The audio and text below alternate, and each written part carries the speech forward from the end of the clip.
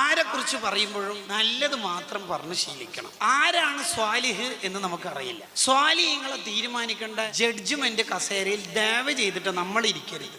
അയാൾ ശരിയില്ല, ഇയാൾ ശരിയില്ല, അയാൾ എനിക്ക് പണ്ടേ കണ്ടൂടാ, ഇയാൾ ശരിയില്ല. ഇങ്ങനെ വിധികർത്താക്കൾ ഇപ്പൊ കുറച്ച് കൂടുതലാണ്. സംഘാടകർ കുറവും വിധികർത്താക്കൾ കൂടുതലുമായ കാലത്താണ് നമ്മളിപ്പോൾ ജീവിക്കുന്നത്.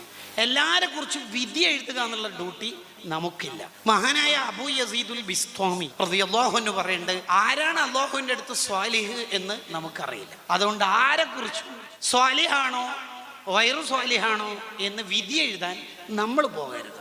ആരാണ് അല്ലാഹുവിന്റെ വലിയ എന്നൊന്നും അള്ളാഹു നമുക്ക് അറിയിച്ചു തന്നിട്ടില്ല. അതുകൊണ്ട് ഒരാളെ നിന്ദിക്കരുത്. നമ്മൾ കളിയാക്കുന്ന, നമ്മൾ വെറുപ്പ് നമ്മുടെ മനസ്സിൽ വെച്ച് പുലർത്തുന്ന ഒരാൾ അള്ളാഹുവിൻ്റെ അടുത്ത് സ്വാലിഹാണെങ്കിൽ നമ്മുടെ ആഖിബത്ത് ചീത്തയായി പോകും. അള്ളാഹു കാത്ത് രക്ഷിക്കട്ടെ.